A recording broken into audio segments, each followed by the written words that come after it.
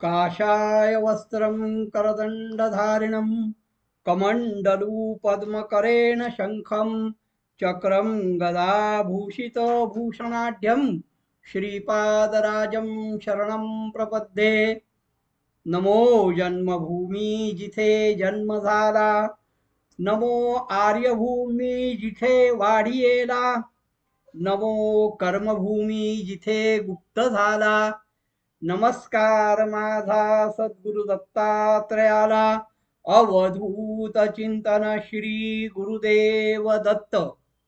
साधकांनो, तुम्हाला सांगितल्याप्रमाणे मी श्रावण महिन्यातल्या उत्सवांबद्दल थोडीशी माहिती द्यायचा प्रयत्न करीन। त्याप्रमाणे श्रावण महिन्यातला पहिला सोमवार आपण भगवान शिवाबद्दल बघितलं, त्र्यंबकेश्वर महात्म्य बघितलं। आता श्रावण महिन्यातला पहिला सण म्हणजे नागपंचमी। या नागपंचमी विषयी आपल्याला थोडंसं सांगून घ्यायचं आहे। कलियुगाच्या आरंभापासून विविध ठिकाणच्या देवतांना त्यांचं स्वतंत्र असं स्थान दिलं गेलं होतं। उदाहरण घ्यायचं झालं तर स्थान देवता, ग्रामदेवता, क्षेत्रपाल देवता, वास्तुदेवता, असं प्रत्येकाला एक स्थान दिलं होतं आणि त्या स्थानावर त्या देवतेचं अधिष्ठान असायचं। त्याप्रमाणे भारतातील, मी फक्त महाराष्ट्रापुरतं नाही सांगत, तर भारतातील प्रत्येक गावात मग ते खेड असो शहर असो काही असो, प्रत्येक गावात नागांना राहण्यासाठी नागबन होतं। आणि हे नागबन ज्या ठिकाणी असायचं त्या ठिकाणी अनेक घनदाट वृक्ष असायचे। जवळजवळ ते वृक्ष इतके जवळ असायचे की आपण पण त्याचा विचार करू शकणार नाही। आणि त्या वृक्षांच्या बुंध्याशी वारुळ असायचं। प्रत्येक गावातले नाग त्या वारुळात राहायचे। अशी नागबन अजून काही ठिकाणी आहेत।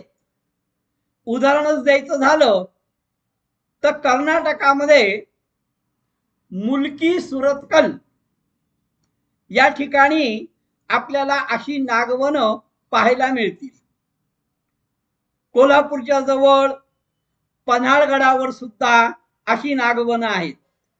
यासाठी या ठिकाणी सुद्धा नागदेवतांचं आणि नागवंशीयांचं निवासस्थान होतं। यांचं मूळ गाव हे नागबन असायचं आणि यांचं मूळ नाव हे पन्नगालय, म्हणजेच झाडीत असलेले नागाचं घर म्हणजे पन्नगालय। नंतर त्याचा अपभ्रंश झाला आणि त्याला पन्हाळा असं नाव पडलं। कोल्हापुरातील नागाळा हा भाग सुद्धा नागवासियांकरता होता। श्रावण महिन्यातील शुद्ध पंचमीला भगवान नागेश्वराची, नागाची पूजा केली जाते आणि म्हणूनच या तिथीला नागपंचमी असं म्हणतात। नागपंचमी या दिवसाचं आणखीन एक महत्व असं आहे, कालिया मर्दनाचा पराभव करून, कालियाला नष्ट करून भगवान कृष्ण यमुनेच्या डोहातनं बाहेर आले, तोच हा दिवस आहे। अजून या दिवसाचं महत्व असं आहे की राजा परीक्षितांनी जो सर्पयज्ञ केला होता त्या सर्पयज्ञाची समाप्ती ही अगस्त्य ऋषींच्या सांगण्यावरून सर्प यज्ञ ज्या दिवशी थांबला तो दिवस म्हणजे नागपंचमी. आजच्या दिवशी राजा परीक्षितांनी, माफ करा, राजा परीक्षिताचा मुलगा जन्मेजय यांनी जो सर्पयज्ञ केला होता त्या सर्पयज्ञ हा अगस्त्य ऋषींच्या सांगण्यावरून थांबवला गेला. तो दिवस म्हणजे नागपंचमी. आता हा नागपंचमीच्या दिवशी भगवान नागाची पूजा करावी. मी परवा सोमवारच्या दिवशी शिवाबद्दल सांगताना सांगितलं होतं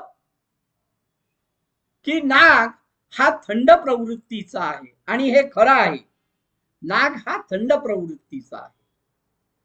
नाग सहसा कोणाला त्रास देत नाही. नागाचे अनंत प्रकार आहेत. भुजंग आहे, वसुकी आहे, काली आहे, तक्षक आहे. 8 नाग आहेत. 8 नागांचा श्लोक सुद्धा आहे. अनंत वासुकी असा हा 8 नागांचा श्लोक पण आहे. त्या नागाची आज पूजा करावी. त्या नागाला गंध, अक्षत, फूल अर्पण करावं. त्या नागाला आज पत्री व्हावी. त्या नागाला आज नैवेद्य दाखवावा. पूर्वापार अशी पद्धत आहे की या दिवशी साधारणतः उकडलेलं भक्षण करायचं आहे. या दिवशी म्हणून नागाला नैवेद्य काही कोकणास्थ लोकांकडे, कोकणात राहणाऱ्या लोकांकडे आज दिंड बनवतात. ही उकडलेली असतात. काही जण खीर बनवतात गव्हाची, काही जण पातोळ्या बनवतात. प्रत्येकाच्या मी मागे एकदा आपल्या क्लिप मध्येच बोललेलो आहे की हा आत्ता भारत एकसंघ देश आहे.